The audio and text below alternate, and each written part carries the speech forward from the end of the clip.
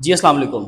I hope कि आप बिल्कुल खैरियत से होंगे। नाइन्थ क्लास कंप्यूटर साइंस की आज की इस वीडियो में हम एक टॉपिक डिस्कस करने जा रहे हैं। एक्चुअली ये क्वेश्चन है क्वेश्चन नंबर 6 चैप्टर नंबर 3 की एक्सरसाइज में से। जो चैप्टर नंबर 3 की एक्सरसाइज के लॉन्ग क्वेश्चंस हैं, उन लॉन्ग क्वेश्चन में से एक क्वेश्चन नंबर 6 है। थोड़ा सा टेक्निकल क्वेश्चन है और हम इसके ऊपर पहले बात कर चुके हैं। मैं जो है वो उस वीडियो को भी लिंक इस वीडियो में जो है वो डाल देता हूँ, आप लोग देख लीजिएगा। ऊपर आपको आई बटन में शो हो रहा होगा।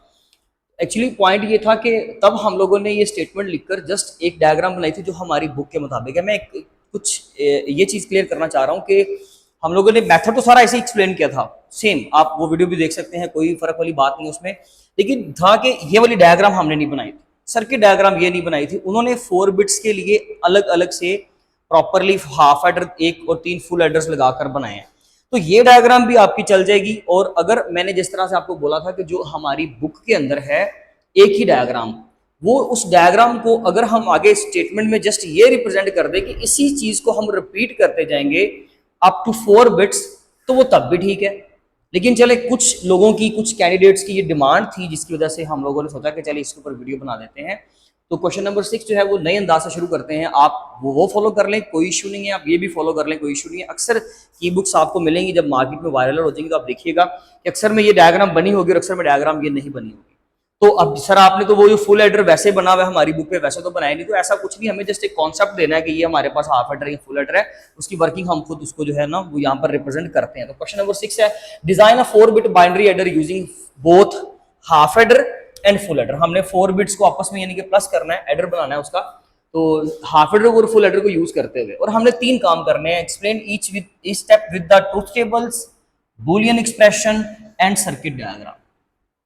तो हम लोगों ने ये तीनों चीजें एक्चुअली देनी है। यहाँ पे सबसे पहले यहाँ पर हम लोग ट्रुथ टेबल के बारे में बात करेंगे, ठीक है, और फिर आगे चलते हैं। तो पहले तो हम लोग थोड़ा सा समझ लेते हैं कि हमने करना क्या है। We have a 4 bit set. एक ए सेट है हमारे पास, एक बी सेट है। आप ये समझ लीजिए हमारे पास कोई से भी 4 बिट, आपकी मर्जी। आप यहाँ पे 1010 लिख लो, आप यहाँ पे 0101 लिख लो, आपकी मर्जी। 4 बिट आपके पास होने चाहिए सिर्फ दोनों तरफ।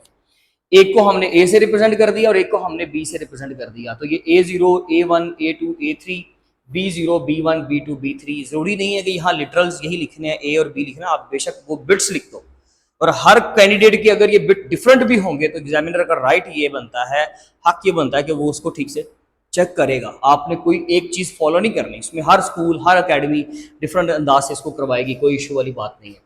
तो रिजल्ट क्या होगा जी? Result is S is equal to S0 S1 S2 S3। इसीलिए इन्होंने बिट्स के बजाय ना उन्होंने वो मसला ही हल कर दिया कि आप वहां पे रिप्रेजेंटेटर्स को यूज कर रहे हैं। उन्होंने यहाँ पे आइडेंटिफायर लगा दिए ए और B.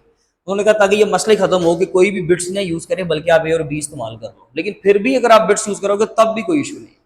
S0 S1 S2 S3, यानी कि जब ये दोनों ऐड होंगे तो आंसर आएगा S0, जब ये दोनों ऐड होंगे तो आंसर आएगा S1, जब B2 और A2 ऐड होंगे तो आंसर S2, और A3 और B3 ऐड होंगे तो S3। और हमने राइट साइड से ही हमेशा इसको लेके चलना है। हमने जब भी एडर यूज करने हमने राइट साइड से, क्योंकि डेफिनेटली हमारे पास जो लीस्ट सिग्निफिकेंट बिट होते हैं, जैसे कि यहाँ पे हमने ये लिया ना 1010 और 101 एंड 0। मैं आपको करके भी दिखाता हूँ, फिर एंड पे हम चेक करेंगे कि जो रैंडम हमने लिया है। आपकी मर्जी, आप चेंज करवा दें, मुझे कोई इशू नहीं। मैं यहाँ पर रैंडमली यहाँ पे 1 लिख देता हूँ और यहाँ पे भी 1 कर देता हूँ, ठीक है। तो 1 + 0 का आंसर क्या आएगा जी? 1। ये हाफ एडर लग गया क्योंकि इसमें कैरी नहीं है। आप बोलेंगे सर क्योंकि 1 + 0 किया है ना इसलिए कैरी नहीं है, या 0 + 0 करे तब कैरी नहीं है। नो, ऐसा कुछ नहीं है। लीस्ट सिग्निफिकेंट बिट का मतलब ये है कि यहाँ पर एक्चुअली एक तो ये बिल्कुल जो है समझ लीजिए कि इनकी जो है वो आप कह सकते हो कि वर्थ जो है वो सबसे कम होती है, मोस्ट सिग्निफिकेंट बिट की ज्यादा होती है। और दूसरा कि इनके पास कैरी नहीं है, पीछे से कोई कैरी आएगा तो फिर है ना, इसलिए हाफ एडर लगाया कि हाफ एडर कैरीज को ट्रीट नहीं करता।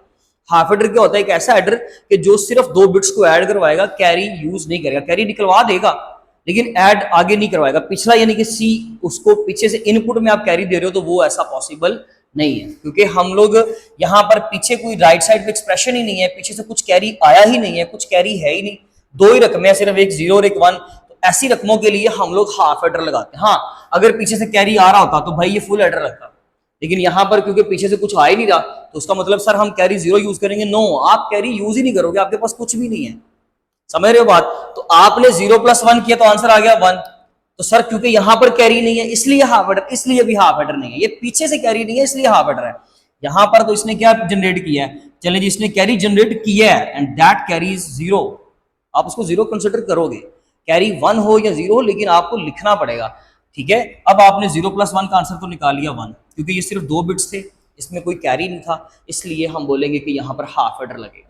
तो यहाँ पर मैंने लिखा हुआ है कि we will use 1 half adder for A0 + B0, यानी कि ये हमारा A0 B0 ना लीस्ट सिग्निफिकेंट बिट्स है हमारे, आगे लिखा हुआ है, इनके लिए हम हाफ एडर यूज करेंगे। रीजन क्या है? क्योंकि इनके पास पीछे से कोई कैरी नहीं है। अच्छा जी, अब बाकी 3 full aiders for remaining bits, और रिमेनिंग जितने भी बिट्स हैं आप बेशक वो B1 B2 B3 A1 A2 A3 लिख दीजिएगा, लेकिन मैंने लिखा रिमेनिंग बिट्स, उनको ऐड करने के लिए आपके पास कोई चीज जो है वो नहीं है, आप सॉरी आपके पास क्योंकि बिट्स हैं इसलिए आप क्या करोगे, उनके ऊपर लगाओगे फुल एड्रेस, ठीक है जी। तो यहाँ पर आंसर पहले नोट कर लेते हैं, 1 + 1 + 0 का आंसर क्या आ गया 0, और 1 चला गया आपका कैरी, क्योंकि अब देखिए आपने जो प्रॉपर लेक्चर की वीडियो वो भी देखी है, फिर आपको जो प्रीवियस वीडियो मैंने आइकॉन आई बटन में दे दिया वो भी आपने देखी है, तो अब आपको कम से कम ये रूल्स का पता होना चाहिए। तो 1 + 1 का आंसर आ गया 0 और 1 चला गया आपका कैरी, 1 + 1 का आंसर आ गया 0, 1 चला गया कैरी, 1 + 1 का आंसर आ गया 0 और 1 चला गया कैरी। तो हम यहाँ पे कैरी रिप्रेजेंट कर देंगे लेकिन लिखेंगे नहीं, नहीं जी यही मेरा आंसर है, सिंपल, ठीक हो गया। अब ये आंसर आ गया हमारे पास 0 0 0 एंड 1, तो अगर तो हमने 4 बिट में ही आंसर देना तो बस भाई फिर यही आंसर है, जस्ट आप आगे रिप्रेजेंट कर दो, मेंशन कर दो कि वी हैव कैरी 1। तो ये बेसिकली पैटर्न होता है, ये तरीकाकार होता है इस क्वेश्चन को सोल्व करने का। लेकिन खैर हम उसका जो हमें टारगेट कहा गया, हमें कहा गया कि आप ट्रुथ टेबल, उन्होंने नहीं कहा कि आप एग्जांपल लो, उन्होंने बिल्कुल भी ये नहीं कहा कि आपने जो है ना वो ये बेसिकली कोई एग्जांपल लेकर उसको सोल्व करना, नो, वो हम अपने लिए कर रहे हैं जस्ट।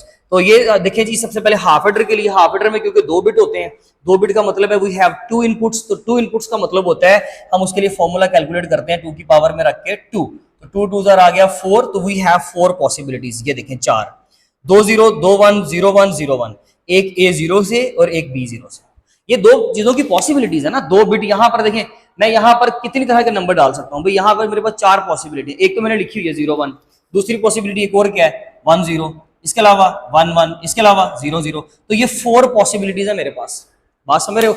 ये इसका मतलब है कि हम यहाँ पे 2 0 2 1 लिख देते हैं, यहाँ पे 0 1 0 1 लिख देते हैं, तो उसका मतलब हो जाता है दोनों 0 या दोनों 1 या फिर 0 1 और यहाँ पे 1 0। तो इस वक्त यहाँ पर क्या हम इस्तेमाल कर रहे हैं 0 1, ये वाली, ठीक है जी, ये देखिए 0 और 1। होप सो कि आपको ये चीज समझ आ गई। अच्छा जी, जब इनका सम निकालेंगे 0 + 0 का आंसर 0, 0 + 1 का आंसर 1 और 1 + 0 का आंसर 1, 1 + 1 का आंसर आएगा 0 एंड 1 चला जाएगा कैरी। इनकी बारी में कोई भी कैरी नहीं था तो 0 लिखा, लेकिन लिखना जरूर है।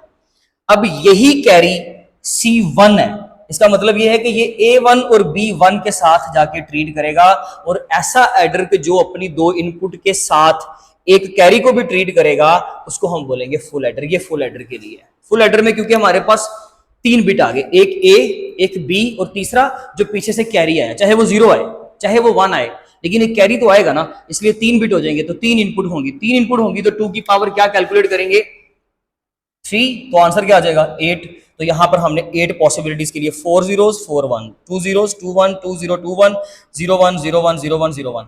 अब तो टीचर्स ने तकरीबन बहुत ज्यादा पढ़ा दिया, बस सिलेबस आप लोगों को कम से कम ये तो समझ आ गई होगी कि ये कैसे लिखा। हाँ मैं ये बता देता हूँ, एक बिट ये एक ये और यहाँ पे सीन। सर आप पूछेंगे कि सर यहाँ पे ना A0 है ना A1 है, क्योंकि भाई देखें A0 A1 तो B0 तो हो गया, A0 B0 हो गया। अब ये A1 भी हो सकता है, B1 भी हो सकता है, ये वाला ये A2 B2 हो सकता है, ये A3 B3 हो सकता है, तो इसलिए हम वो सारे तो नहीं लिख सकते, लेकिन हम चले A और B लिख देते हैं रिप्रेजेंटेटर के तौर पे, ठीक है जी। और ये C इन क्या है, जो पीछे से कैरी आएगा, C1 हो सकता है, C2 हो सकता है, C3 हो सकता है, ठीक है जी, तो वो हम कैरी इन लिख लेंगे। अब इन तीनों को प्लस करें और ये आंसर्स निकालें। 0 तीनों थे तो 0 0 0 + 1 1, 0 + 1 + 0 1, इसी तरीके से 0 + 1 + 1 0, 1 + 1 का आंसर आ जाएगा ना 0, और कितना कैरी चला जाएगा 1 कैरी चला जाएगा। तो इस तरीके से आखिरी वाला देख लें, 1 + 1 + 1 3 बनता है ना, तो 3 में असल में हम लिखते हैं 1 और 1 ही कैरी ले लेते हैं, 1 लिखा और 1 ले लिया कैरी। ये भी रीजन देख लीजिए कि एक्चुअली हम 3 को करेंगे इस पे डिवाइड, 2 पे डिवाइड करेंगे ना, बाइनरी डाटा में कन्वर्ट करना, तो 2 1 2, एक 1 लिखेंगे और एक कैरी ले लेंगे, सिंपल, आप इस तरह से समझ लीजिए। तो ये हम लोगों ने इसलिए 1 + 1 + 1 का आंसर 1 लिखा और 1 चला गया कैरी। ये आपका C आउट है, अगर किसी को आगे फर्दर देना है तो, ठीक है, जो यानी कि आपका जो आंसर जनरेट हो रहा है। तो अब चलते हैं जी हम एक्सप्रेशन के ऊपर। ये आपका लगा हुआ जी, जब हम हाफ एडर लगाते हैं तो हाफ एडर कैसे लगता है, ये बेसिकली एक्सॉर या एक्सक्लूसिव और ऑपरेशन होता है, जिसके अंदर हम लोग ये वाला सिंबल यूज करते हैं, ठीक है। इसका क्या मतलब होता है कि अगर हमारे पास 2 इनपुट सेम होंगी तो आंसर 0 आएगा, और अगर 2 इनपुट्स हमारे पास डिफरेंट होंगी तो आंसर 1 आएगा। ये एक्सॉर का काम होता है। और ये कैरी कैसे जनरेट करता है? ये कैरी जनरेट करता है दोनों को मल्टीप्लाई करवा के। ए 0 मल्टीप्लाई बाय 0 का आंसर 0, 0 मल्टीप्लाई बाय 1 का आंसर 0, 1 मल्टीप्लाई बाय 0 का आंसर 0 एंड 1 मल्टीप्लाई बाय 1 का आंसर 1। बात समझ रहे हो? तो कैरी के लिए दोनों को मल्टीप्लाई कर दो और सम के लिए दोनों को एक्सोर ऑपरेशन ले लो। तो ये चीजें हमने समझ लिया, लेकिन उसको वो मैथमेटिकल उसने कोई गेट देना है ना, उसने कोई लॉजिक गेट उसके ऊपर लगाना है, तो इसलिए उन्होंने ये वाला लॉजिक लगा दिया। ये हो गया हमारा बुलियन एक्सप्रेशन। अब नीचे वाले पे आ जाए, ये सम था, ये कैरी था, ठीक है जी। यहाँ पे टेस्ट 0 लगा सकते हैं, लेकिन यहाँ पर सिर्फ सम लिखेंगे क्योंकि 3 4 5 तरह के बिट हो सकते हैं। तो यहाँ पर क्या होगा जी, a प्लस बी प्लस सी, इन तीनों के ऊपर क्या लगेगा? एक्सोर लगेगा। पहले इन दोनों का एक्सोर निकालोगे और उसका जो आंसर आएगा उसको इसके साथ जोड़ देना, आंसर निकलेगा। रैंडमली कोई 2-3 वैल्यू चेक कर लें। देखिए इनका आंसर क्या आएगा एक्सोर में, दोनों सेम इनपुट है तो 0 आएगा, और उसी 0 को आपने अगले 0 के साथ जोड़ेगा तो ऑब्वियसली एक्सोर आपको आंसर क्या देगा? 0। चलिए जी रैंडमली ये वाला उठा लेते हैं, ये वाला। चले अगर तो ये अलाइनमेंट ठीक है तो 0 + 1 डिफरेंट है, आंसर क्या आएगा? 1। 1 + 1 सेम हो गए तो आंसर क्या आ गया? 0। रैंडमली ये उठा लें जी, ठीक है। 1 + 1 सेम इनपुट है तो एक्सोर ऑपरेशन आपको आंसर क्या देगा? 0। 0 + 0 का आंसर क्या आ जाएगा? 0, यानी कि दोनों वो भी सेम हो गए तो आंसर फिर 0 आ गया। तो इस तरीके से आपका एक्सोर ऑपरेशन काम करता है। कैरी के लिए ये होता है कि आपने ए और बी दोनों को मल्टीप्लाई करना है, प्लस बी और सी इनको मल्टीप्लाई करना है, प्लस ए और सी इनको मल्टीप्लाई करना है, यानी कि ये दोनों कैरी इनके साथ मल्टीप्लाई, ये भी कैरी इनके साथ मल्टीप्लाई, और साथ में इनके आंसर्स तीनों के फाइनली हम क्या कर देंगे? ऐड। यही चीज आप इसके ऊपर इंप्लीमेंट करके देख लीजिएगा। टाइम टेकिंग हो जाएगा लेकिन आप कर लीजिएगा, हो जाएगा इंशाल्लाह, गलत नहीं होगा।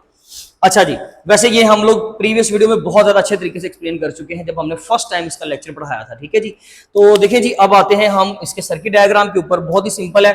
आपके पास सबसे पहला हाफ एडर है और फिर आपके पास 3 क्या है? फुल एडर्स है। ठीक हो गया, ये 3 आगे फुल एडर्स। अब ये हाफ एडर कैसे है? हाफ एडर इस तरह से है कि हम लोगों ने a0 + b0 दोनों को ऐड किया, जो भी आंसर आया वो हमारा ऑब्वियसली लीस्ट सिग्निफिकेंट बिट की वजह से हाफ एडर लगा, और यहाँ पर हमारा आंसर आ गया सम 0। जो भी आंसर जनरेट हुआ, ले जी 0 1 कर लें तो 0 1 करेंगे तो आंसर यहाँ पर क्या आ जाएगा हमारे पास? चले यही एग्जाम्पल लेते हैं हम। चले तो 0 और 1 है तो 0 1 ही लिया मैंने, तो इनका आंसर क्या आएगा जी? एक्सोर के मुताबिक 0 और 1 का आंसर क्या आएगा? 1। नहीं जी, यहाँ पे 1 आंसर आ गया, सिंपल। और ये देखें आपका 1 आ गया, ठीक है जी। उसके बाद यहाँ से कोई कैरी जनरेट हुआ? 0 जनरेट हुआ है जी यहाँ से, तो ठीक है जी, 0 ही जनरेट करो, लेकिन करो सही। ये C1 निकला 0 0 0 0, ट्रैवल करते करते यहाँ पे आ गया 0। आगे A1 B1 है, A1 B1 हमारे पास क्या है? 1 और 1 है। ले जी 1 और 1 + 0, हाँ जी 1 + 1 same input 0, 0 + 0 same input 0, answer आ गया आपके पास 0। सॉरी यहाँ नहीं लिखेंगे, यहाँ लिख लेते हैं, ठीक है जी। S1 की वैल्यू, ले जी S1 की वैल्यू क्या आ गई? 0 आ गई, ठीक है जी। अब यहाँ से कैरी क्या निकला? ऑब्वियसली 1 + 1 का आंसर क्या आएगा? 0 और 1 चला जाएगा कैरी, ये चला गया 1 कैरी। ले जी यहाँ से अब कैरी 2 निकला और ये आ गया 1। अगले इनपुट क्या है? 0 और 1 है। ले जी 0 और 1 है, 0 + 1 + 1, ठीक है जी। 2 इनपुट है, डिफरेंट, आंसर क्या आएगा? 1। 1 + 1 का आंसर क्या आएगा? 0, ठीक है जी। यहाँ पे आपके पास आंसर आ गया 0 और 1 चला गया आपका कैरी। इसके अलावा हमारे पास नेक्स्ट क्या है? 1 + 1, सॉरी 1 और 0 है, 1 और 0 है, तो 1 + 1 का आंसर क्या आ जाएगा? आप इस तरह कर लें या आप वो एक्सोर ऑपरेशन से कर लें, तब भी आंसर वही आना है। 1 + 0 का आंसर क्या आएगा?